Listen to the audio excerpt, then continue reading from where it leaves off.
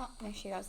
Alright, welcome to chapter 6 of Higurashi no Nakukoroni. Last time we saw Oishi-san, and he was kind of mean towards Kei. Almost hurt him. We found out about poor Satoko's family being, all murdered by the curse. And Satoko has not been seen. I'm, super worried about her. Why is she not here?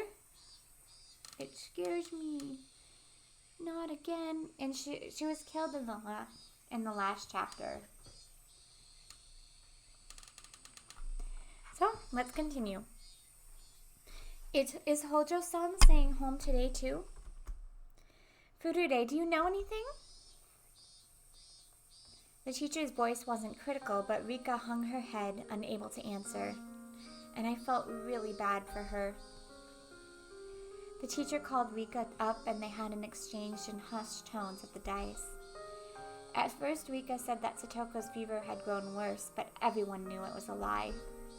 Because every day Rika brought Satoko's bento with her. Satoko, I wonder what happened.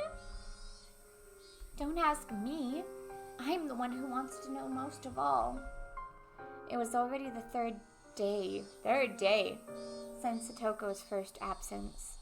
Ever since then, I haven't felt good. Until just last Sunday, everything had been so much fun.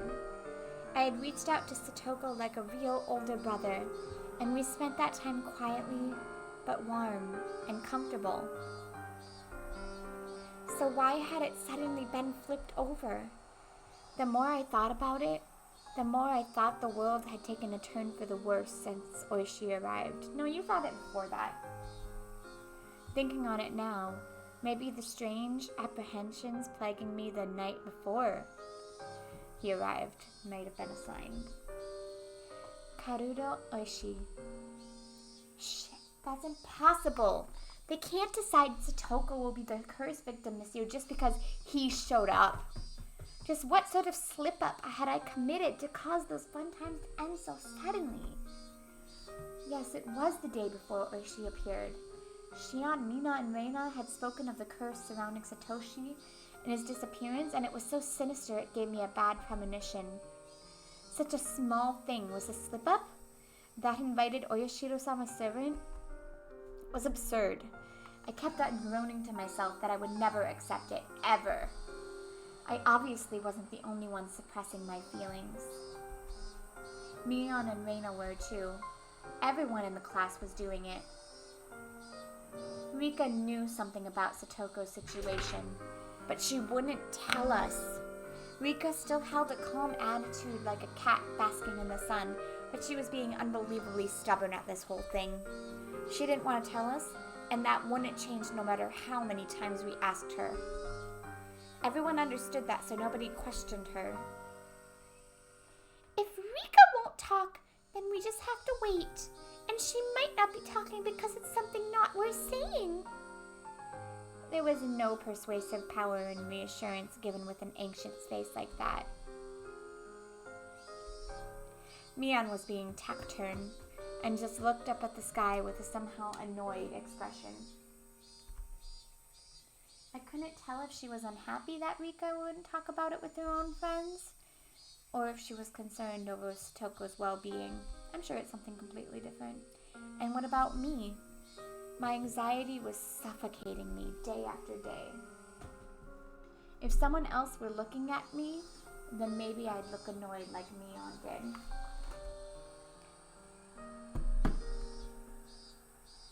Someone tapped on my shoulder. It was Tomita and Okamura. Maibara, do you have a minute? Did your ball get stuck again? You guys have to get it yourself this time. Don't rely on the older kids for everything. I didn't feel like going along with them, so I was a little unsympathetic with my response. We heard a little interesting rumor. A rumor? Yeah, I just thought it might have something to do with that. A rumor? About Satoko? They hadn't said that, but it didn't seem unrelated. They didn't want to talk in the classroom, so they pulled me behind the school building, lending further credence to that thought. The back of the school was damp and humid, like always. Students didn't really come here because they wanted to. It might, however, have been the ideal location for trading rumors away from prying eyes.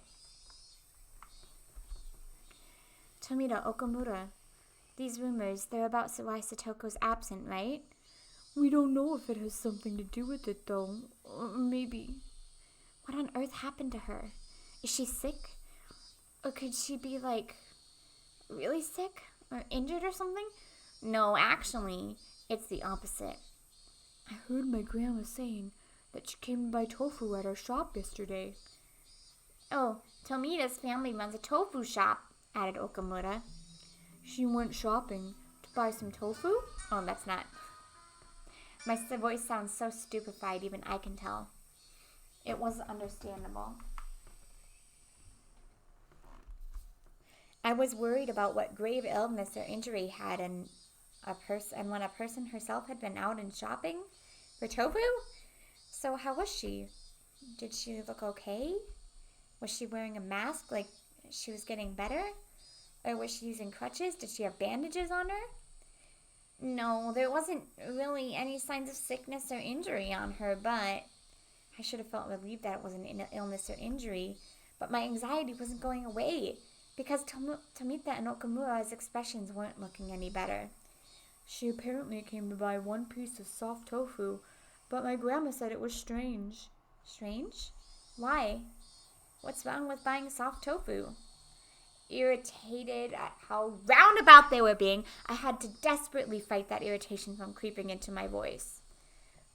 Well, Hojo and Furude live by themselves, and they don't have that much money, right? So they only ever buy the cheaper, firmer kind of tofu. They've never bought the soft stuff. It's the most expensive thing there. Soft or hard, they're both tofu, right? Maybe she just wanted to eat some great tofu or something. Well, maybe, but I knew how transparent I sounded right then. This wasn't anything trivial. It was some kind of important clue. Her uncle's back. Not the cheap, firm tofu, but the soft, expensive kind. Shopping not in the evening after school, but in the middle of the day. I couldn't figure out what those things meant. As I thought hard about it, Okamura took his turn to speak. Me next. This is just a rumor, but apparently he's back. He? Who? Who's back? Hojo's uncle. Satoko's uncle? Right, I think Coach told me about him. Their aunt and uncle took them in after Satoko and Satoshi lost their parents in the accident. Hojo's uncle, they say he skipped town last year, scared of Oyashiro-sama's curse. He's really scary and violent, like a gang member. Everything Toach told me came back in bits and pieces. Right. The mean aunt and uncle who had tormented them all the time. I think he said that after their aunt was beaten to death by the deviant, he ran away to his lover's house in Okonomiya in fear of the curse. Why would she be staying home from school and shopping for soft tofu in the middle of the day just because her uncle came back? My underclassmen clammed up and looked downwards. There must have been some big hint buried in there. Even if I didn't understand, if I told Mia and Arena about it, maybe they'd know something? Oh, my bad, you two. You were nice enough to talk about it, and I started hammering you with questions. Oh, no, it's okay. Now we know she hasn't been in bed this whole time, gravely ill. That's worth something, right? That might be true, but it still won't. It won't make the clouds over my mind fade away. Ah! My bar! Over there! Okamura cried wildly, pointing over my shoulder behind me. Startled, I turned around, and way on the other side of the schoolyard near the school gate, I saw a figure trudging forth. It's Hojo! I burst into a run faster than I could speak. Oh my god, she looks awful. So that as quickly as possible, I could see with my own eyes that she was okay. Satoko! Satoko seemed taken aback by me shouting and running over to her. What is it, Keiichi? You surprised me with all the yelling and running. Stupid, enough about me already. 3 days. What happened? I was so worried. What a worrywart. It was only 3 days. You're such a worrywart, Keiichi. From listening to her, she seemed like the normal Satoko, but I could tell she was clearly acting strangely. Her smile was somehow forlorn, and her complexion was bad for some reason.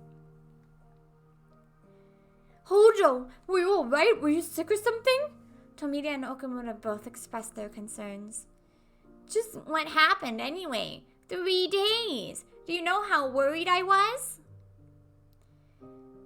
Oh, I do so apologize. I was just giving the house a good cleaning.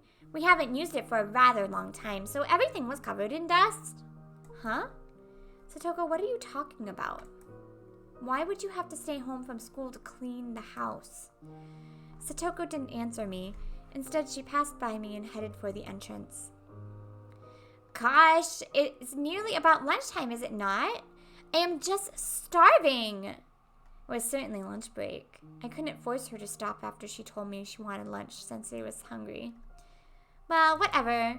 Rika's been bringing your... Oh, wrong person. Rika's been bringing your lunch for 3 days now. You look like you can eat it today. Let's go to the classroom and put everyone's mind at ease. You're right. I suppose I may have caused everyone to worry. It sure is tough being popular. I put a hand on Satoko's shoulder and we ran to the classroom together. Up close, I was able to verify that Satoko looked somehow weak. All this anxiety was supposed to go away when I saw her again. That's what I thought. But now I actually started to have quite different fears. What the heck happened, Satoko? Everyone in the class, of course, reacted in the exact same way I had. We worried about you. I'm glad to see you well. What were you doing for 3 days? Her classmates showered her in questions. I truly do apologize for causing a fuss. As she cackled, she chowed down on the bento Rika had made for her. Those in the teacher lounge must have been informed of Satoko's arrival, because our teacher sprinted in the classroom, her breathing ragged. Hojo! Sensei, I'm sorry for worrying you through these days. As you can see, I'm fit as a fiddle. I was very worried about you. When you're done eating, come right to the teacher's lounge. I have a lot to talk to you about. I must be in for a good scolding for those 3 days I cut class. Satoko laughed sheepishly while she scratched her head, and the rest of the class burst out laughing. The teacher was acting angry, but she breathed a sigh of relief at seeing Satoko healthy and smiling as she ate her lunch with the class surrounding her. What a relief, right, Reina? Huh? Oh, sorry. Yeah, I'm glad she's okay. I looked at Reina and knew. She had a sense that something about Satoko was off, too. I looked to see Mignon detached from the clamor as well, with a somewhat grim expression. But Rika, on the other hand, was smiling from ear to ear. She spread out the bento boxes one by one as Satoko finished them. Finally, Satoko was satisfied, and after enjoying a thorough conversation with her classmates, remembered she had been called to the teacher's lounge. It's such a pain, but I think she'll be angrier if I don't go. I'll go with you. Satoko rises from her seat and Rika runs over to her. I do apologize, Keiichi. I'll be right back after getting scolded. Right. I mean, I could go with you too. We're all comrades and getting scolded in the teacher's lounge ever since the curry incident, right? That won't be necessary.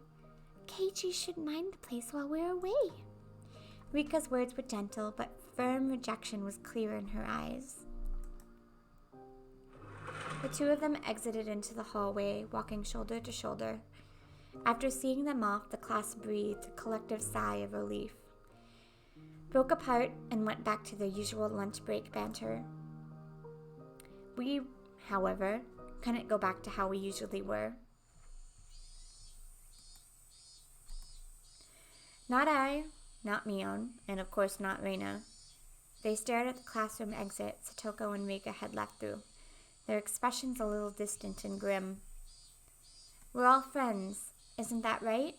I blurted out something strange, so Mion and Reina turned around with dubious expressions. I won't keep anything from my friends, so I'll tell you what I heard a little while ago. I told them the stories I heard from Tomita and Okamura about the tofu shop and how Satoko's uncle had apparently come back. All at once, without letting them speak. And that's all I know. So if either of you knows anything, please say so. I've said everything that I can. I ended my sentence firmly and looked into Mion and Reina's eyes in turn. Reina stared right back at me. Her eyes didn't falter. Without even opening her mouth, I could tell she wasn't hiding anything. Then our gazes turned to Mion. It's not like I was trying to keep it a secret or anything. Mion couldn't seem to endure our silent stares and began talking timidly as if she was guilty of something. It's just, now that you've said something, I guess I gotta talk about it. Me? You know something? Well, I knew from the first day Satoko's uncle had come home. He just randomly showed up in Hinamizawa last Sunday. Why didn't you tell us that? I'm sorry. My angry shout caused Mion to flinch away, look down, and hang her head uncomfortably. Didn't know that was angry. Keiichi, it's nothing to get angry about. Oh, I think it is. You're scaring me-chan. Oh, I disagree. If you knew something about my friend who I thought was dying, you probably should have said something, bitch. Also, you're a demon, so bitch. All right. Huh? Oh, sorry, I shouted at you. I lowered my head in apology. Mion accepted it, collected herself, and continued. According to her uncle's relationship with his lover, whom he had been with in Okonomiya, had collapsed. Without anywhere to go, he went back home to Hinamizawa. And on that Sunday, the day of the barbecue, her uncle ran into Satoko and brought her back to the house. Why did he bring her with him? Because he's a good-for-nothing parasite. He can't even cook by himself, much less do any cleaning. But he brought Satoko back to have her cook and clean? I remember that she said she'd been cleaning the house when I met her back at the school gate. A moment later, the pieces fell into place, into the jigsaw puzzle of unease.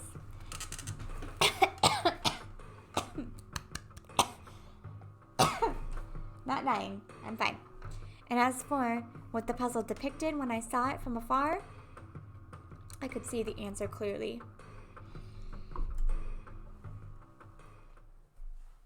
Satoko was locked up at home.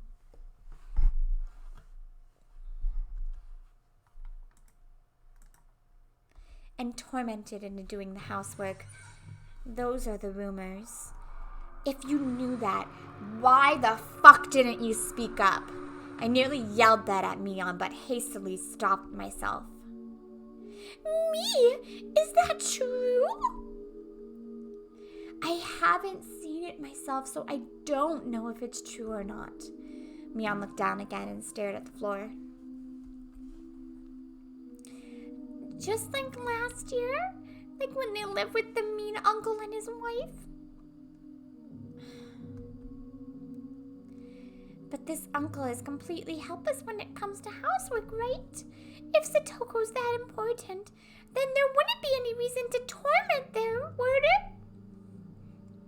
Keiichi, I don't know what grounds you have for saying that, but you shouldn't be so irresponsible. Oh, I didn't even realize that was me. I thought that was Reina. And also, I don't understand why she's getting mad at me. Reina clearly and directly got mad at me. You don't know much about this, so don't talk as though you do. Yeah, that's clearly what she meant. Fine. Then do you know something, Reina? I don't know anything either. So then why'd you get mad at me? I didn't know her uncle had taken her to the house until hearing it just now. But the situation is different from a year ago. The situation is different? What does that mean? Satoshi isn't here. Uh-oh. Satoshi really cared about his little sister. He always stuck up for her. He was her shield so that she wouldn't be affected just a little less by the mean aunt and uncle's fighting. The mean uncle and Satoko are the only ones living there now. Can't you imagine how stifling that must be, Keiichi? He only ever came back because he broke up with the woman he was staying with. Do you think a person who came back for such an unpleasant reason would be able to treat Satoko kindly? She was right. It wasn't easy for me to imagine Satoko not being tormented. Sorry. No, I'm sorry too. I sounded like I was interrogating you, didn't I? Ow. An awkward atmosphere floated among us. The three of us remained silent and just stared at the floor.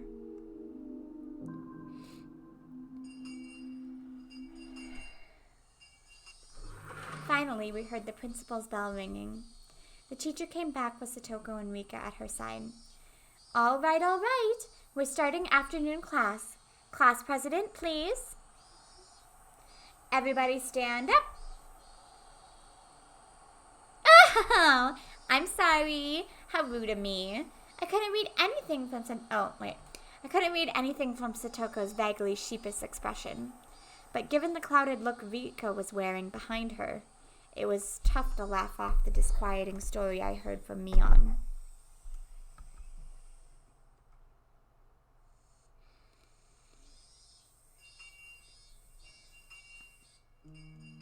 All right. First time in a while everyone's been here.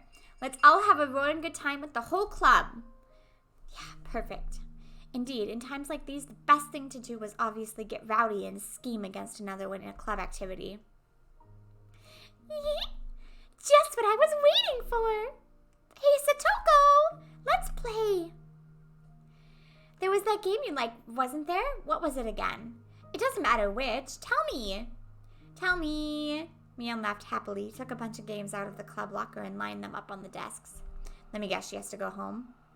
I think that was the first time Mion's ever let someone else decide on a game for her. I could tell she was being especially considerate to Satoko, thinking that whatever her circumstance, if we could just enjoy our time together as a group, that might be some comfort, some diversion. Satoko seemed to understand her feelings too and smiled vaguely, though pleased. But her head slowly moved from side to side. I'm very grateful, but your feelings are enough. There are many things we need to do, so... Even Rika hung her head in remorse. Hey, whoa, seriously? All the club members are here for months, and we're not playing anything? Desertion in the face of enemy, what was the punishment game for it? Which part of the club constitution was that in? Stop it, me. We can't force her to play with us. Hey, this G-chan isn't trying to force her or anything. I just thought it'd be more fun for sure if we did something exciting. Really, I'm happy you feel that way. Don't worry, next time we meet, you'll see. I'll get you all caught in a gigantic trap. Satoko, while insulting us, still said she couldn't participate in the club today and apologized. She quickly put her things into her bag and pattered out of the hallway, disappearing. It all happened in the blink of an eye. Satoko, Rika stared lonesomely as her friend hurried home, unable to be a part of club activities. Silence filled the classroom. Both the cheerful voices of our classmates in the schoolyard and the voices of the cicadas sounded like they were coming from some faraway world. This is boring.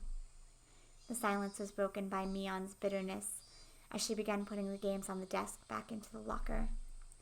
Everyone just stared absently at Satoko's seat, now empty.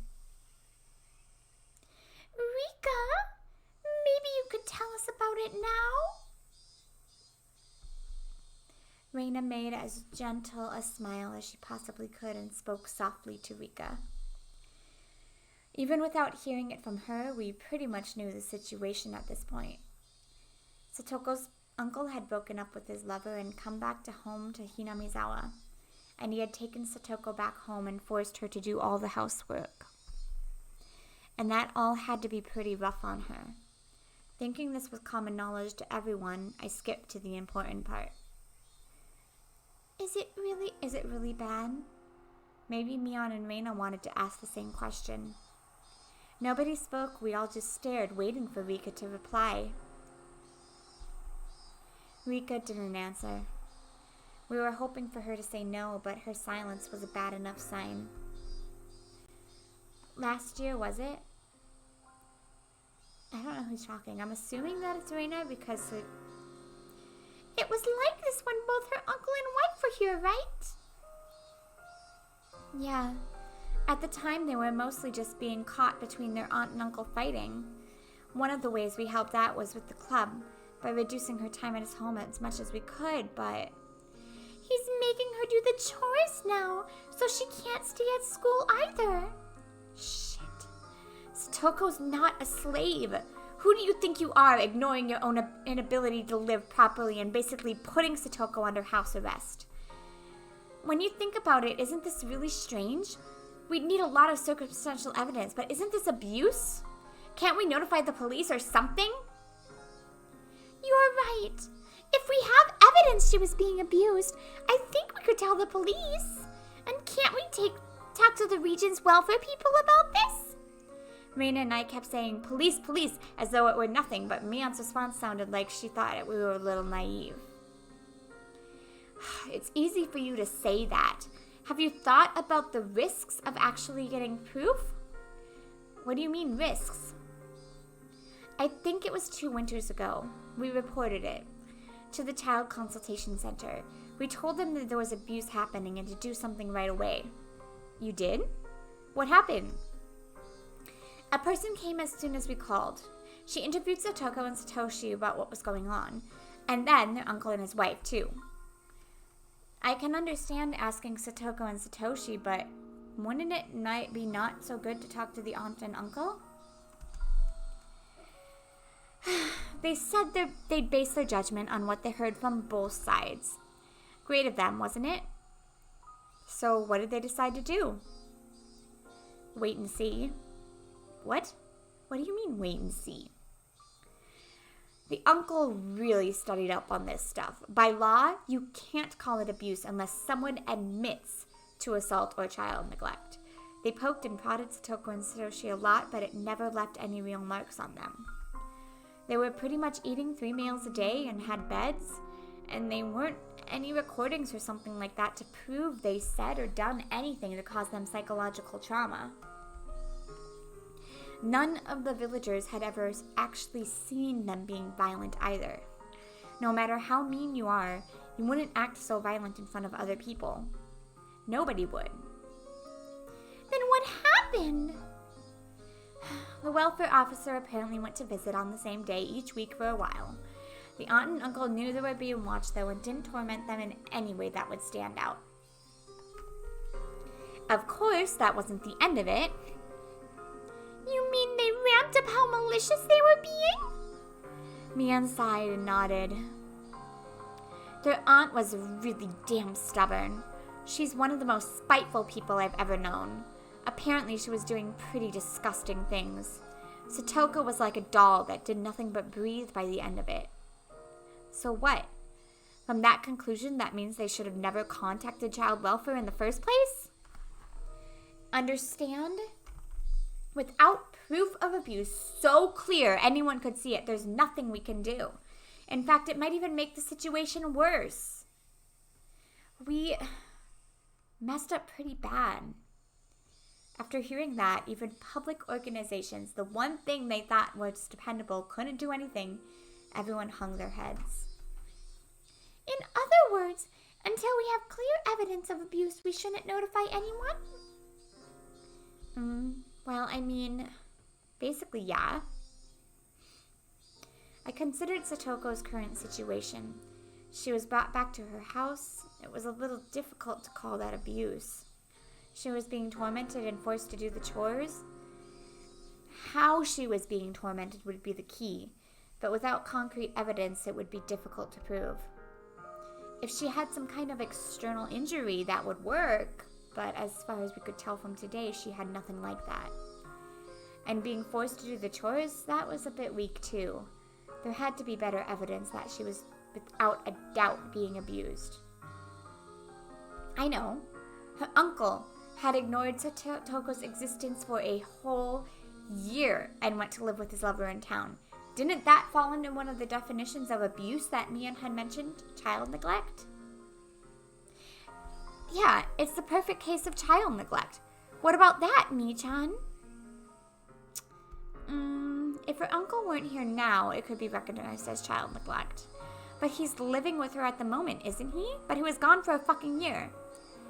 They were apart before, but if he said something like he had a change of heart and decided to live with her, then she might just wait and see again. Once we reported it, we would need to be absolutely sure they'd interpret it as abuse. Once again, why did not anybody report the fact that 2 children were living alone by themselves? Maybe we needed far more concrete evidence, lest we repeat last year's mistake. It's sad. This means we need to sit quietly and wait for him to be violent towards Satoko when they remark, don't we? The only plan I could think of in the end was just watching and waiting. It left me in shock when I realized that it would be the same policy as that of the officials who had made the situation worse. As Mion said, reporting it to the public agency would be a gamble. If we're going to pick a fight, it would have to be one we couldn't afford to lose. If we were gambling without enough money, without enough evidence, our defeat would be assured. If we took the time to amass enough money that we could be sure of victory, that would mean pretending we didn't see Satoko's plight for a considerable amount of time. Sorry for bringing this up now, but how was Rika able to live by herself? Rika had lost her parents, if I recalled correctly. From what I heard, she had no relatives either. She was forced to live on her own as a result, but her life was unfettered, free of restriction. Once again, why is a child of what looks like 6 or 7 living by herself? If she could somehow grant that freedom to Satoko too. I mean, Rika, you're living without parents, right? Don't kids with no guardians have to go to orphanages and stuff? Keiichi, that's cruel! I'm not saying it to be mean, bitch.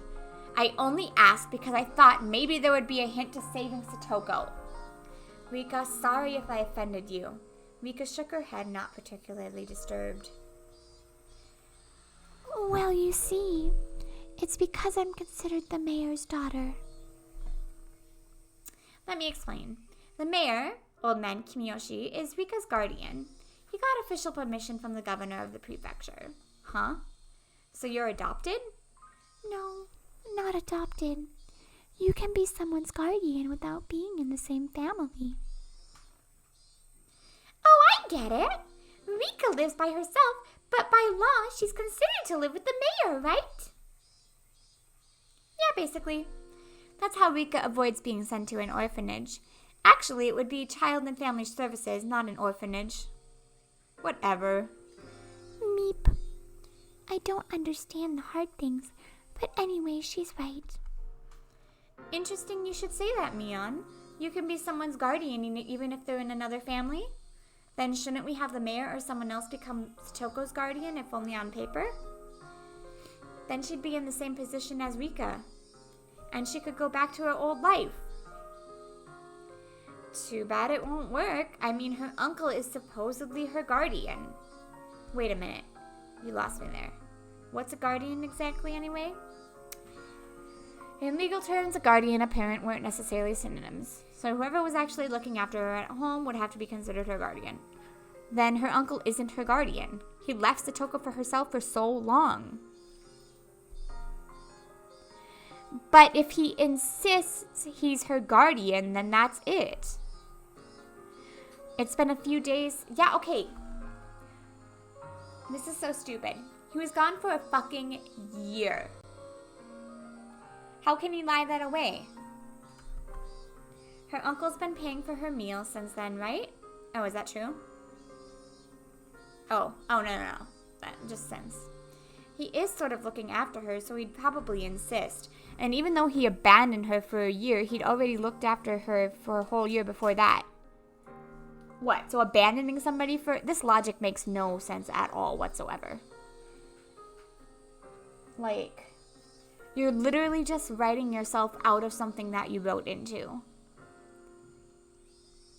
Unless that's how it really works. Like, if he leaves for a year, leaves a child alone for a year, and then comes back, like... First of all, you shouldn't have left a child alone for a year, town. But the mayor doesn't have that kind of history. So then if both the mean uncle and the mayor requested guardianship at the same time, the uncle would make more sense? No, but he'd have a better chance. The term guardian refers to the person actually caring for her, right? The uncle actually has a bed and food for her, but the mayor would just have his name. It wouldn't even be a contest. Then shouldn't the mayor just start caring for her for real? He'd be her guardian in name and reality if he did. We just need to shelter Satoko. That might lead to her uncle being desperate to take her back and will stubbornly refuse him. It won't be that easy. Satoko is a growing girl, you know. It's not like giving someone a cat. You're asking him to care for a real person. I can't stop myself. This logic makes no fucking sense. She's okay by herself with another 7-year-old for a year, but she's not okay with a adult. Then Coach. What about Coach? Coach, he's got a lot of money, right?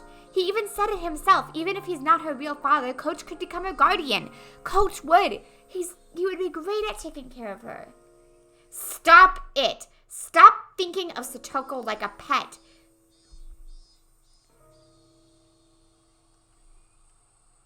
There is a lot wrong with this right now.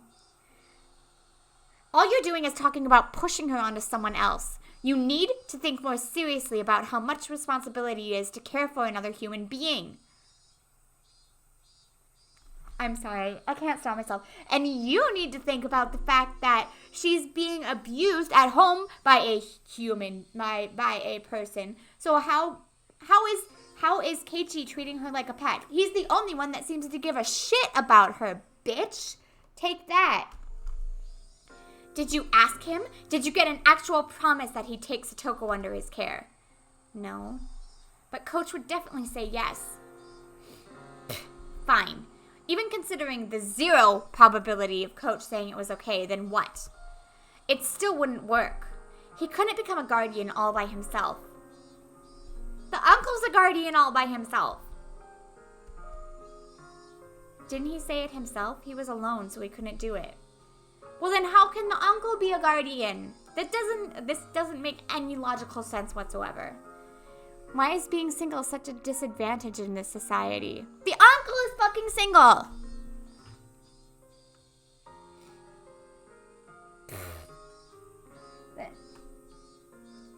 I'm sorry, did you guys even research child abuse situations? I mean, it seems like you kind of did, but then you, like, backed up a little bit there. Like, you're literally saying one thing and then, like, contradicting yourself with the information that we're being given. Is there anyone that wealthy in Hinamizawa? I'm not sure. See, it's not simple. It's hard to adopt someone. And you can't go into it thinking you'll push Satoko onto someone else just for a little while. You're being naive, Kay. And you're being a bitch. I'm desperately thinking of how to save Satoko, and all you're saying is, no, no, no. Don't you care about her at all? Are you even worried about our friend one bit? What do you have to say for yourself? I didn't mean that. But it just won't be that easy, and it's not that difficult a problem. We just need to have rich people look after Satoko for a while, that's all. Right? What about your family, Mion? You always brag about how great it is being one of the 3 families or whatever. Fuck, don't you? From what you've said, you must live in a gigantic house. My house? No, that won't happen. My grandma would never allow it. Then what about your relatives in Okonomiya? From what I heard, they're living in luxury themselves. There's plenty of shops your relatives manage in town, too. Your family are basically millionaires, aren't they? No, that won't work. Going to Okonomiya is even more out of the question. My father, he'd never let it happen, ever. Hey. Normally you'd act like some high and mighty bigwig, and now you're being all spineless? What the fuck? Sorry, I'm swearing. Are you just going to sit by and watch Satoko suffer? No, I don't, but, I mean, I want to help her as much as you, but that's a different story. How is it a different story? How can you be so cold-hearted? Your friend is in trouble. What are you if you don't rescue her? You're our president, our club president. Save her. Save her from this crisis. If you don't save her right now, you're not her friend. You're not even human. I don't know if you have any humanity left in you. Are you listening to me, Mion? My emotions all exploded out of me, and I didn't even give her a chance to say anything in response. Good boy, Keiichi. Give that bitch. Give it to her. I just wanted to make Mion agree with me, even if I had to force her. If she did, Satoko's problems would be solved. If pushing her would solve the issue, then I'd push her as much as I fucking needed to. Why aren't you saying anything anymore? I'm asking you, asshole. Well, say something, Mion Sonozaki. Me?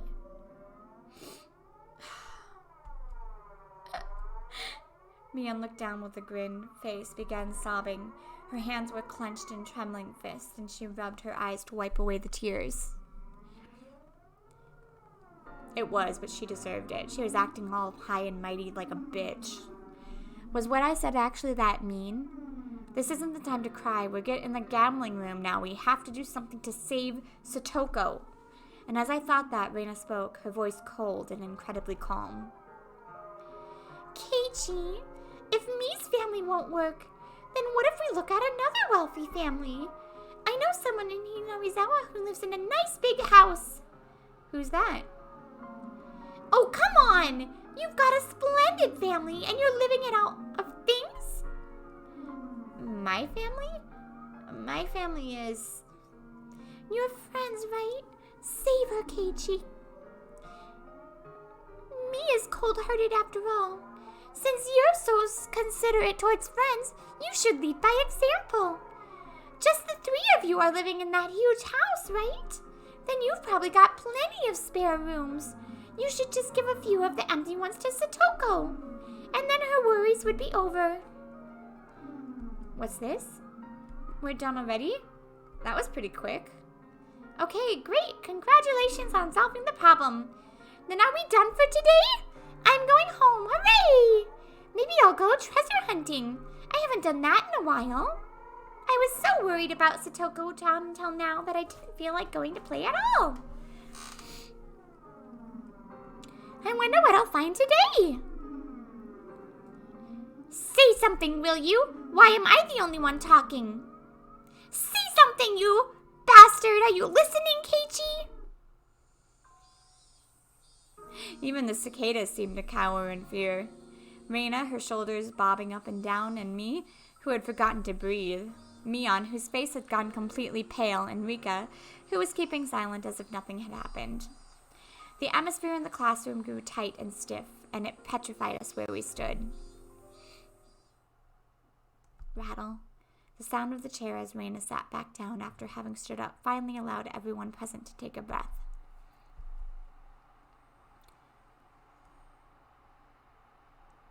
No, she deserved it. She was a bitch.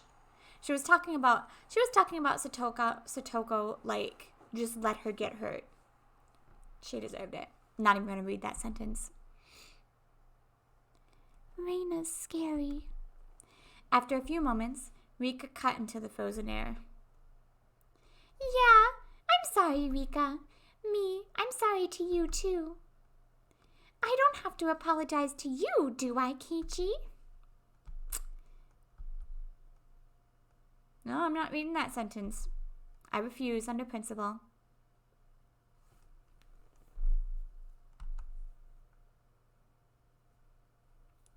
Were you saying that to me before? You said it while glaring at me, so I totally thought you were talking to her.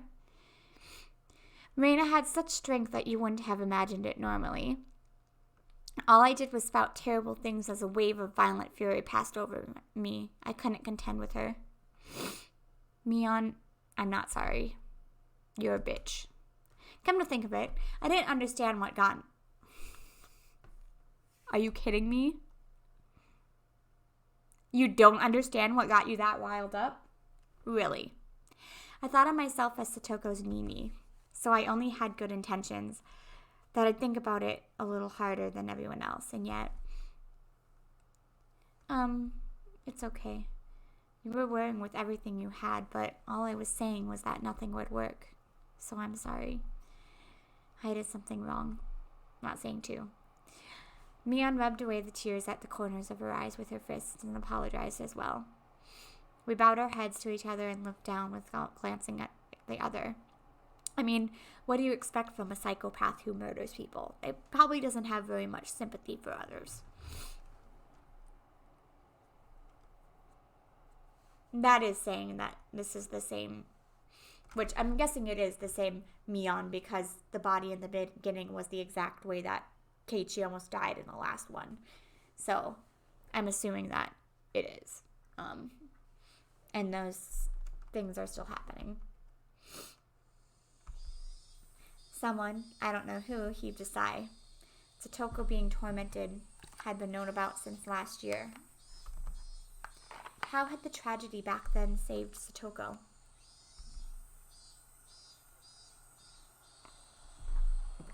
Sorry, I got a little angry. I was just like, sometimes this book makes me angry because I'm like, I don't like they write something and then it doesn't make any fucking sense. And then they like make Satoshi say something that is completely acceptable. And then he's the one apologizing. Like he either has an inferiority complex or I don't know. He's, like I said, he's too nice for his own good.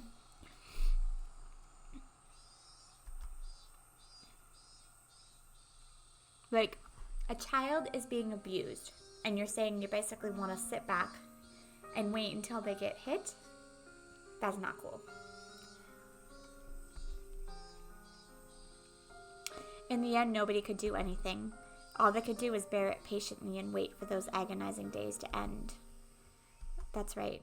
The one who brought an end to those terrible days was some crazy drug addict nobody knew.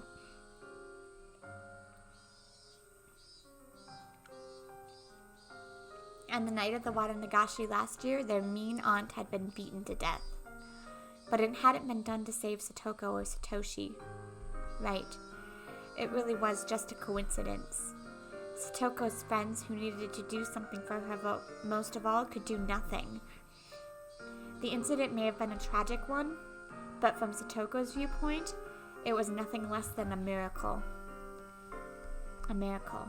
A miracle one could only wait for. Is waiting all we can do? Not for evidence or of abuse, not for something that minor. Huh? Wait, for what? A miracle? No one made fun of me for using such a crazy word.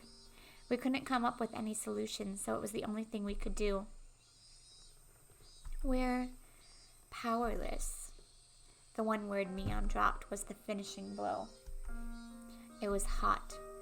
My body was sticky with sweat. The worst month, June. Come here, my little Nami Swan. I want some Nami Swan hugs. Nami Swan hugs.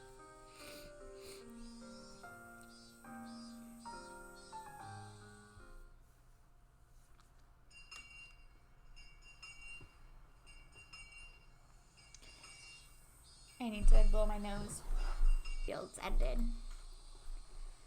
I've never come here before, so I had no idea where to go. I got lost several times, so I might have taken a long way around. Maybe I should have gone back home and got my bike first. I would have, but it would have made everyone else worried if I'd asked them.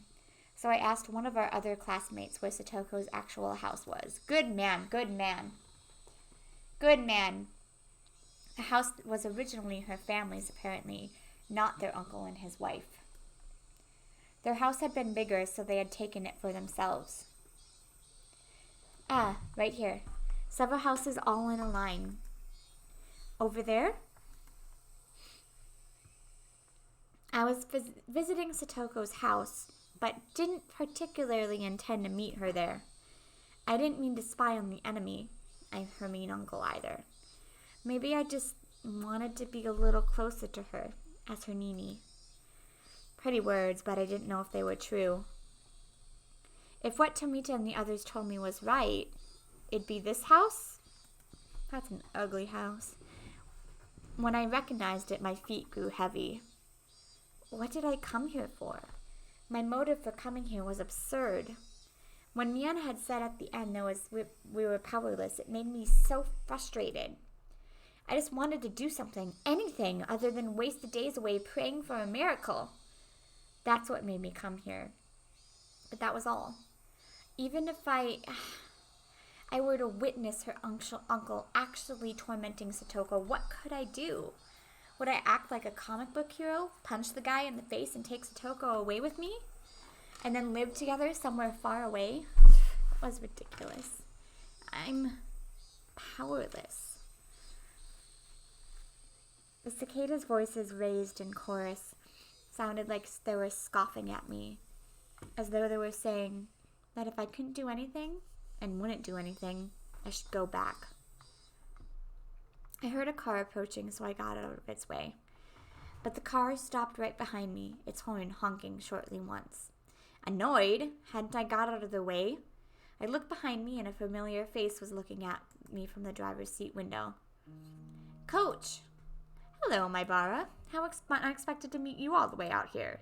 Do you live nearby? Me being here wasn't normal. Just as I considered somehow giving him the slip, I noticed Satoko sitting in the passenger seat. Satoko? Satoko got out of the car and began unloading a lot of groceries from the trunk. I happened to run into Coach on my way back from shopping. He said he'd bring me home, so I accepted his offer. She wouldn't have been able to carry all those groceries on her bike.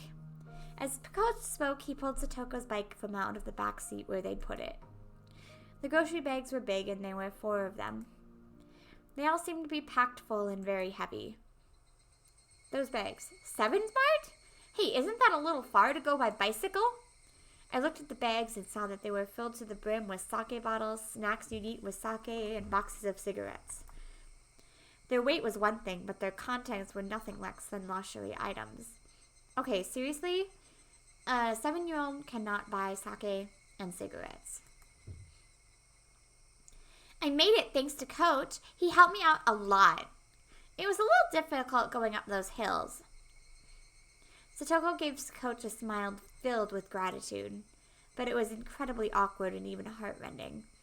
Satoko, these groceries aren't for dinner tonight, are they? Of course not. I do not drink sake and I hate snacks. Of course I don't smoke either. He made Satoko go to a distant store by herself on her bike so she could buy dumb shit like this. And what was the uncle doing right now anyway? He must have been working up a good sweat at this moment if he needed to send Satoko out by herself, right? If not, then how much?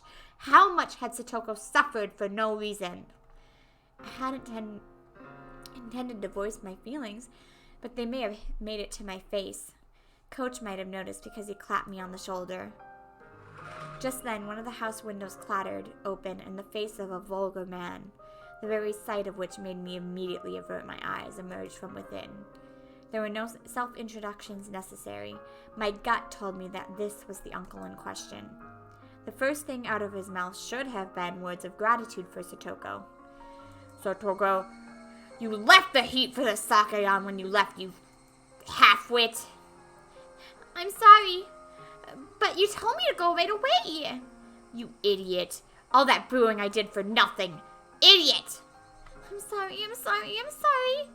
Satoko miserably apologized over and over, bowing again and again. She could be perfectly described as a small animal.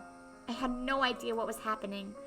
Satoko finished shopping for all this heavy stuff that wasn't even for dinner. She only managed to come back because she ran into Coach and he drove her home. If she hadn't been found by him, she'd surely still be by herself, panting, moaning, pedaling her bicycle up that steep hill. What was with those words, those horrible, sleazy words that he said to Satoko? In what country's dictionary did it tell him to say such things to a young girl who just finished shopping?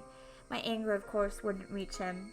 The uncle displayed no interest in me, instead shouting at Coach. Oh, if it isn't Dr. Iri. Hello, why don't you come on inside too?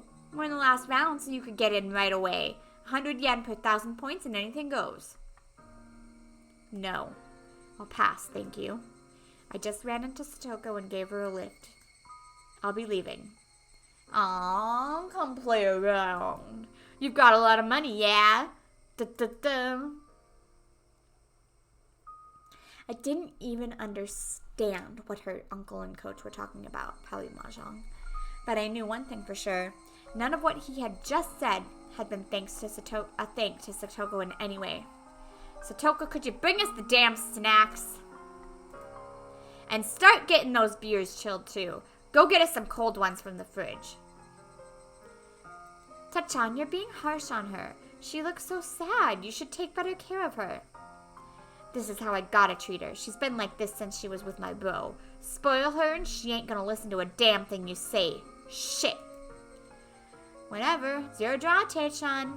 Tsubaki-san declared. Richi, too. Sorry. What? You're in Richi again, Spaka? It looked like it wasn't just her uncle. Some of his friends were over. Hey, wait. What was he... No. What were they doing? Flinging rude words left and right, making Satoko go shopping for a beer? What were they doing? My uncle's friends came from town and they're playing mahjong. Ah! Called it! He told me to prepare dinner for them as well. What the... Mahjong? He called his friends over for mahjong? I mean, that's usually what you call your friends over for, so let's be honest. They were too busy playing, so they sent Satoko to buy them a crap load of booze from a faraway store. A child can't buy alcohol. And the first thing he said to her was how she left the gas on.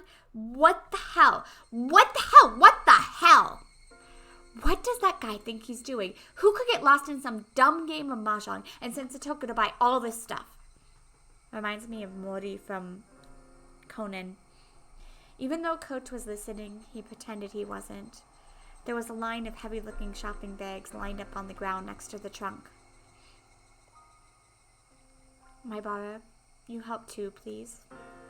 You're a boy. You get to carry this heavy one. Coach, you're gonna let this slide? This is completely... Coach pretended he hadn't heard that violent outburst either. When I thought about it later, His reaction might have been the best thing he could have done in that situation. I'll carry 2 of them by myself. Come on. Help us carry them, please. The bags were packed to the brim with bottles of sake and bar snacks. They were so heavy and so filthy, so unfair. They weren't just heavy in terms of weight. They made me feel mortified. Nothing could have been heavier than that. Keiichi, there's no need to push yourself. I'll carry it. Satoko mistook my biting back the humiliation as grimacing under the weight and offered to help. Stupid. Don't underestimate me. Satoko had never looked down on my physical strength in the slightest. Coach, I'm sorry for you too. It must be heavy. No, not at all, answered Coach, smiling vaguely, coolly. But I and I alone knew. Coach was an adult, so he just knew how to keep his feelings from showing. There was even more anger than I was feeling burning deep in his eyes. Well, it is heavy. Shit. It wasn't very far to the doorsteps of Satoko's house, but the bag squeezed my palms, started leaving red marks. Fury welled up in me, and the back of my throat stung. But even if all that came gushing out, it wouldn't solve anything, so just tightly gritting my teeth was as much as I could do. Really, thank you so much, both of you. You really helped me here. After we carried them back to the door, Satoko said that was enough. Occasionally, we'd hear the repulsive laughing of her uncle and friends from within, and my insides would seethe. I knew they weren't ridiculing us, and that was what made me so mad. They'd made Satoko shop for all this heavy, selfish stuff, then ignored her and laughed amongst themselves as they pleased. It was so aggravating. Of course, Coach had to have felt the same way. But if he'd accidentally let his feelings slip onto his face, he'd only cause Satoko more worry. He knew all of that and spoke coolly, as if to say he didn't care. Not at all. I'm happy I could be a bit of help for you. If there's anything else I can help with, please tell me. Yes. I really am happy you feel that way. That he feels that way? Those words were sad. Satoko herself was sad and resigned that we could only help her so much. But she was right. No matter how much Coach or I want to help Satoko, this was as much as we could do. I felt absolutely ashamed at not having the power to help her any more than this. Burning, boiling emotions were bubbling up within me, rising into my throat, trembling all over. I almost started to cry from my fury. Me too. If there's anything I can do, I'll help you whenever you need. So, hang in there. I wanted to at least give her those trite words, saying that I'd help her whenever she wanted. Yeah, thank you very much. I'm happy just that you came all the way here when you didn't need to. Satoko seemed to have guessed what I was doing in a place like this, when my house was in the opposite direction from school. All right, you should get going. Oh, that's probably the doctor. They're drunk right now, so there's no telling what they'll get mad at you for. She felt guilty getting us involved after we'd help her, because she wanted to be the only one to suffer this misfortune. That's how it looked, and it hurt. I handed my supermarket bag over to Satoko, and then I noticed on the back of Satoko's hand, there was something that looked like a bruise.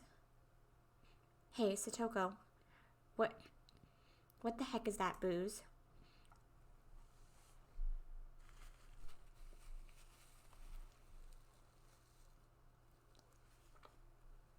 I knew as much as anyone else how transparent that sounded.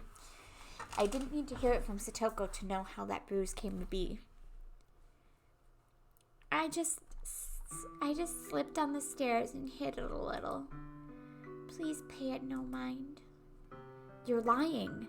Coach nudged me in the back, and then he put his index finger to his mouth to chide me for being so loud. Really? Thank you so much. Until tomorrow. I hope we can see each other at school. That's not what I'm talking about. I asked you how you got that bruise on your hand. Ah! Evening glow finally got to a point where I could see the other concealed oval-shaped bruises and traces of swelling on her neck, her legs, and other places. I fell down the stairs. The very moment my violent, rampaging emotions were about to burst their way out of my throat, I found my mouth being tightly clamped down on. Coach was pressing down on my mouth from behind, wrapping around me tightly with his hands. Because of that, I couldn't say anything. I could only groan, which I did. That was all I could do.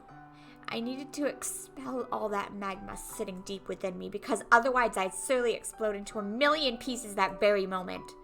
So I groaned. From my mouth, from my whole body. While heat fell in drops from my eyes, I groaned and I groaned to the point of exhaustion.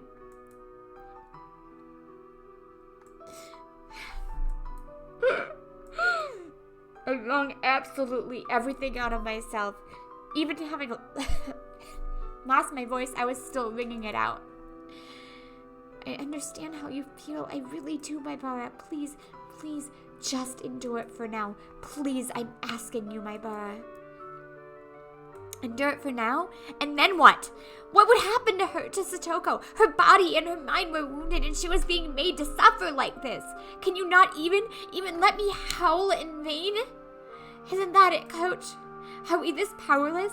So powerless that we can't even fucking scream from the bottom of our hearts?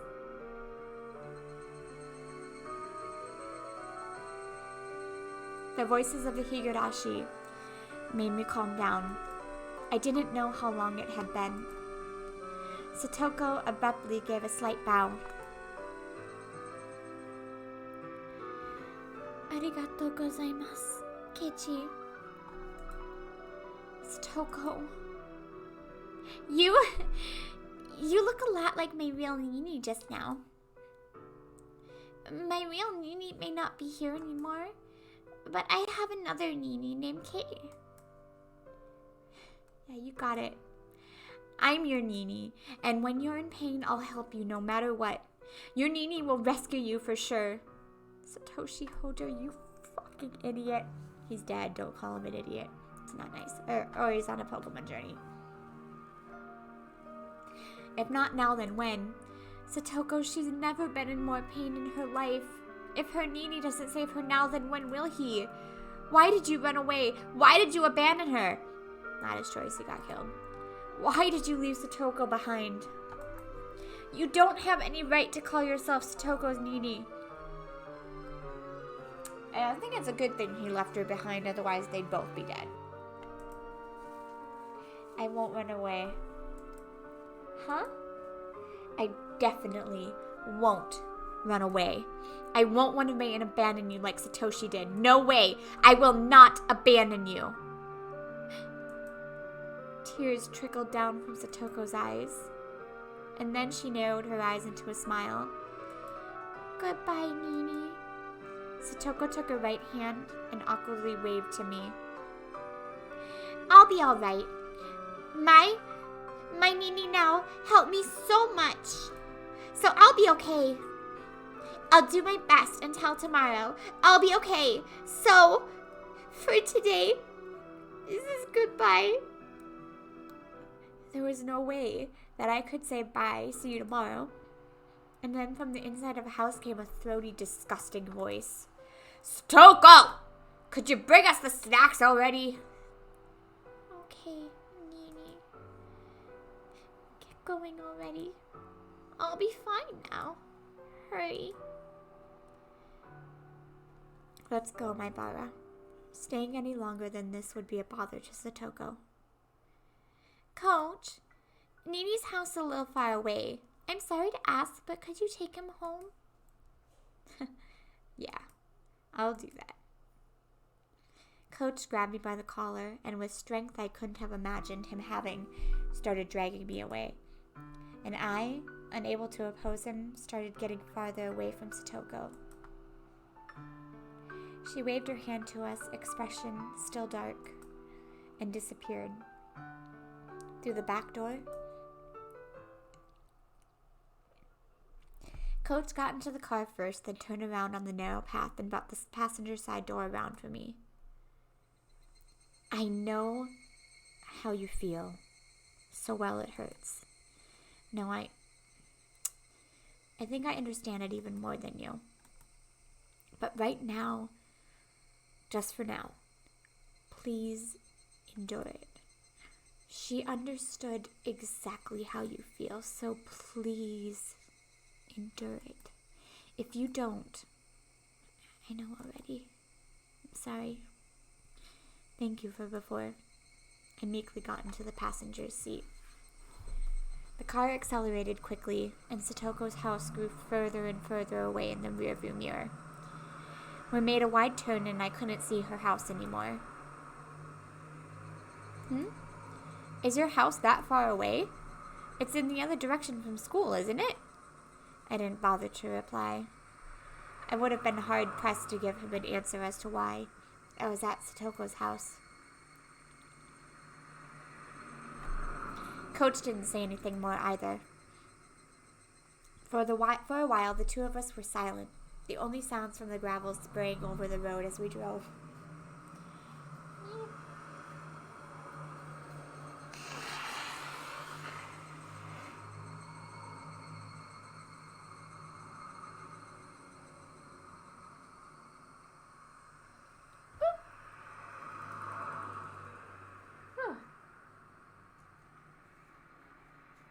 Man, I'm like crying from how emotionally I read that. I remembered how Reina said things were different than last year. At the time, she had Satoshi with her. Satoshi protected Satoko, so that less of the sparks fell onto her. But now Satoshi isn't here. Yeah, that's the unfortunate truth. Coach seemed to understand what I really meant when I said that. It's a terribly sad, cruel story, but there's a limit to our resolve, our efforts, and our assistance. It sounded like an excuse, but he was right. Even if Coach and I wanted to be people Satoko could depend on, that was all. It ended at the front door. No matter how much I shouted that I would be her Nini, no matter how much I shouted that I wouldn't abandon her, and no matter how much Satoko called me Nini, I couldn't do any more than that. Where on earth could Satoshi have gone? Right, Satoshi was another story. Her actual brother, Satoshi. He was in a position to protect her far, far better than we ever could. That was the cold, sad truth of the massive gulf between Satoshi and us. I wonder what he's been doing lately. Satoshi left home. I didn't know why. Maybe it was because of Oyashiro-sama's curse, or he disappeared, or went on a Pokemon journey. I'm never going to stop using that joke. In any case, he wasn't beside Satoko now. At the time, Satoko needed him to protect her most. He wasn't here. Why isn't he here? Satoko needs him now more than ever. A lot of people talk about Oyashiro-sama's curse, but the only thing I can say is that he ran away. One of my friends say that one day he just never came back. He ran away without even leaving so much as a note for his sister. Satoshi-kun had been doing part-time jobs a lot. At the time, Satoko-chan really wanted this huge stuffed animal. It ended up costing a lot, so he was doing all sorts of part-time jobs in order to afford it. He felt so strongly about it. Everyone was whispering about how he at least wanted to get his sister a nice birthday present since she was being made to live such a pitiful life with her uncle and wife. In the end, he didn't use his savings for a birthday present for Satoko. Satoshi-kun disappeared, and the police looked long and hard. They found out that Satoshi had withdrawn all his savings on himself on the day he left. After checking all over, they began to think that maybe he'd used his savings to go to Tokyo. Tokyo? For what? Because it's Tokyo. Let's be fair, this is an awesome city. Again, all I can say was that he ran away. He saved up all that money so he could run away? He was that selfish? But how could he just leave Satoko behind? If he was going to run away anyway, he should have brought Satoko with him. Even now, Coach was still calm. He wasn't trying to pour any oil on the fire of my anger at all. He just waited until my anger naturally subsided. After listening to the gravel being crushed under the wheels for a while, Coach spoke abruptly. Please understand. Satoko-chan left behind arrived at the same conclusion. I'm a burden on my brother, and that's why he abandoned me. He didn't take her with him when he left. How terrible must Satoko have felt, being betrayed by the brother she loved so much.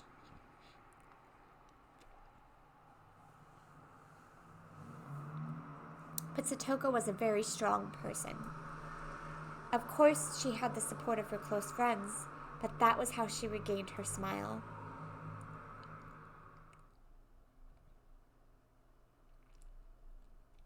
I recalled how Satoko had spoken of Satoshi so brightly when I was eating dinner with her and Rika a few days ago. At the time, I didn't think any more of it than how pleasant their sibling love had been. But now that I think about it, I realized it was like she was peering into the distance from atop a pile of tragic perseverance.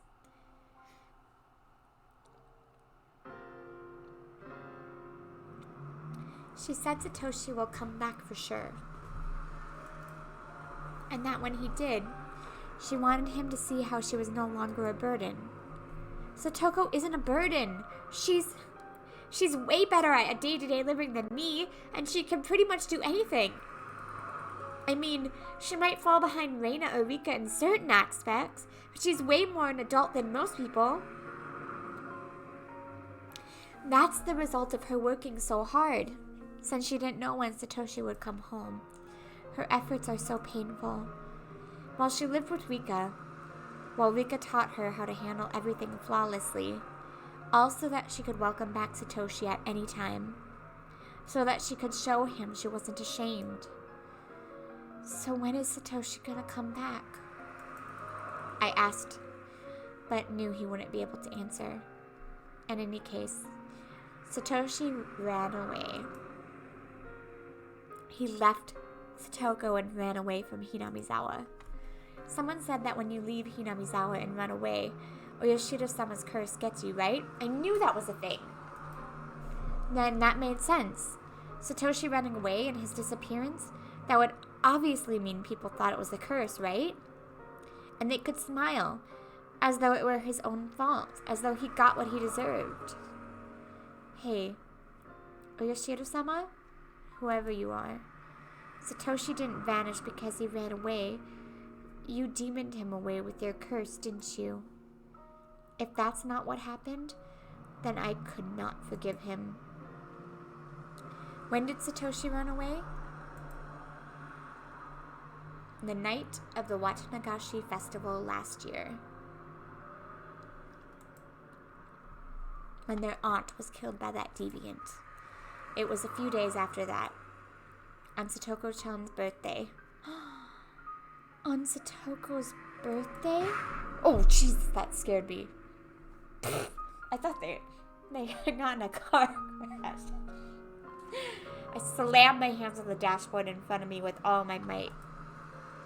Satoshi, of all the days he could have chosen to run away. I didn't know her birthday was that close to the one in Nagashi. Their aunt died just a few days before, didn't she? All of your days of suffering were about to end, weren't they? You were just about to start thinking about a new life, weren't you? It's wrong to be happy about someone dying, but for Satoko and her brother, her birthday had come at a critical turning point. Their mean uncle had fled town. The siblings would be left alone. They should have been able to be happy about that. On Satoko's birthday, Satoko was probably waiting for her brother to return the whole time. Waiting for her brother to return when he never did. Waiting with bated breath for her brother to return. Her hopes, dreams of a new life to come growing ever larger. But no matter how long she waited, he didn't come back. He didn't even contact her. Satoko, trembling in anticipation of a great present. Just when?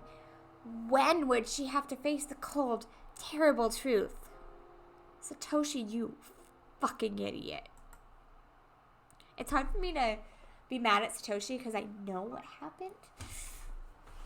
And it's definitely not his fault, but I'll try. I could feel my blood rising to my head in my anger at Satoshi. I was frustrated. I was aggravated. I couldn't forgive him. Satoko still respected and adored her brother, and yet he so heartlessly betrayed her. Such a person wouldn't come back. Now when he was most needed, yes, no one would protect her. Not even her real brother, Satoshi. So when she started to see you as her needy, I was happy. Huh? I pray for Satoko-chan's happiness as well. But I have a position in society and a job to do every day. I have little time that I can devote to Satoko. But you're different. You go to school with her, you're closer to her and Satoshi-kun in age.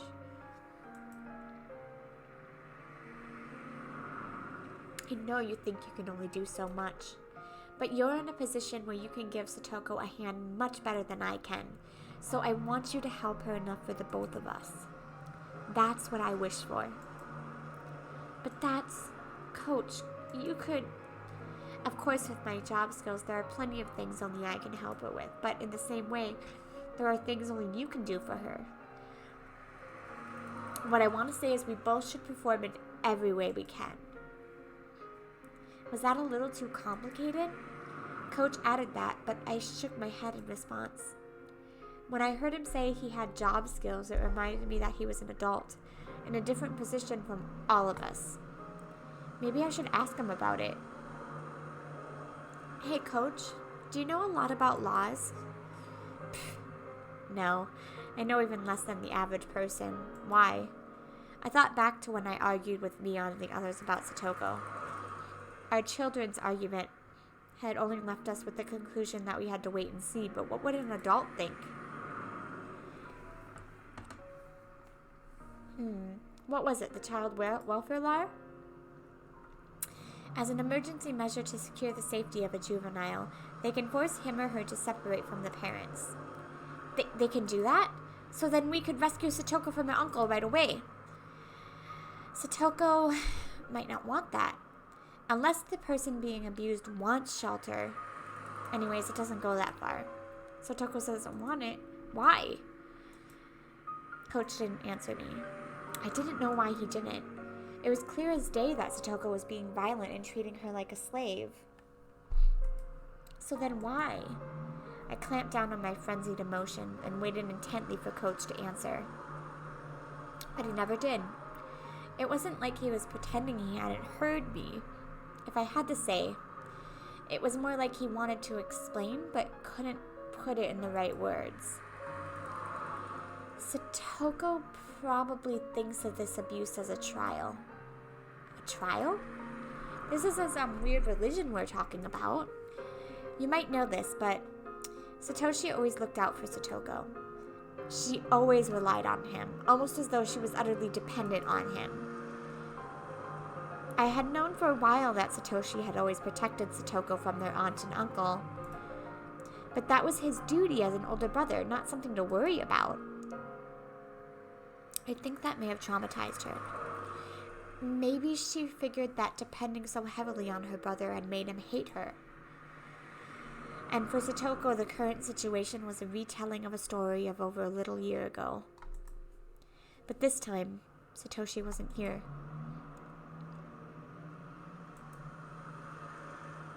So I believe now she thinks something like this. She wants to overcome this trial by herself without relying on anyone else. And that if she doesn't grow strong, Satoshi will never return. Now that he mentioned it, Satoko had never said a word about how hard it had been before. I figured she was being threatened not to talk about it, but I talked with everyone and we were wondering if we should report it to the Child Consultation Center. I have heard that a social worker was visiting Satoko last year. Yes, in the end they decided to wait and see, and we thought maybe that made her get tormented even more. That was... Apparently Satoko reported it herself, and as a result the abuse worsened, but was just kept out of sight. She was under even more torment, and the burden on Satoshi for protecting her rose considerably. Huh? Could Satoko... She wouldn't be thinking it's her own fault for reporting it, would she? Coach nodded quietly. Satoko-chan would probably either hate it if you suggested reporting the abuse or feign courage and say you didn't need to. And even if you reported it in secret, she's probably insist to the social worker that she wasn't being abused. Satoko always acts tough and doesn't readily admit defeat, so I could imagine that easily. And there are strict limitations on this emergency measure. The Child Consultation Center would need permission both from the court and the concerned party. If the abuse was known to the public, they could forcibly shelter her even if she denied it. For Satoko-chan, that would probably mean losing. This isn't about winning or losing, it's real life. Satoko, she's... Back on topic. After they placed her under protection, she would be sent to a child care institution or the like, and she would basically be living there, so it would mean moving away. And with the change in residence would come a change in schools too. That changing schools, it has to be done. If that's what it will take for her to be safe. Satoko-chan understands all those things. All the more reason for her to not want it. Why? Because Satoko's reason for living is to wait at that house for Satoshi to return. She was a husk, an empty shell after being abandoned by her brother. How did she find her reason to live? Try looking at it from Satoko's point of view, rather than your own. I felt like he was trying to confuse me with that hard-to-understand, roundabout way of talking so unique to adults. The point was that I couldn't do anything about Satoko wanting to stay in that house, and that I should watch until she gives in. In the end, no matter what I said, Coach himself was saying to wait and see. I don't understand. What? If I feel that Satoko is really in danger, I will report it without asking anyone's opinion. She might not be happy with the results, and she might hate me for it, but I believe that will ultimately be what brings Satoko happiness. Coach turned to me and gazed fixedly into my eyes. It was written all over his face. He was shocked at what such a young kid had said. Why would you go that far? Coach, normal adults might not have understood. So I taught him the creed and values I believed in. Satoko is my friend, and I am Satoko's Mimi. Isn't that enough of a reason? I stared at him with a will strong and unbreakable as steel as his eyes betrayed a tiny bit of unrest. No. Of course that's enough. We were silent for a little while, until finally Coach said only that. Didn't we make a promise? I'm sorry, what? That we weren't ever going to let Satoko cry? We made a vow on that day of the barbecue party. I didn't think about it hard at all, but Coach and I still made a promise that we wouldn't ever let Satoko cry. Coach gave a dry grin of regret, immediately apologizing for not remembering. One way or another, when he grinned like that, it made me think that his enthusiasm for saving Satoko was a tiny bit smaller than mine.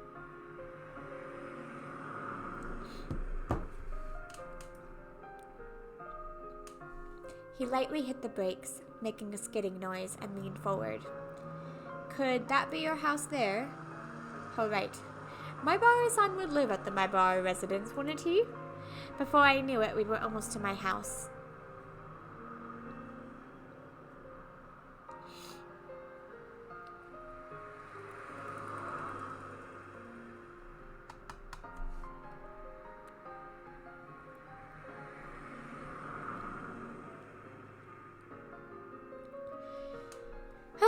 All right. And that is the end of whatever chapter we're on right now. My nose is like going crazy. So thank you guys all for watching. I hope you enjoyed chapter 6. Things are getting a little heated now. I got a little emotional in there. Me on the bridge. All right. Anyways, hope you enjoyed. And I will see you guys later. Toodaloos.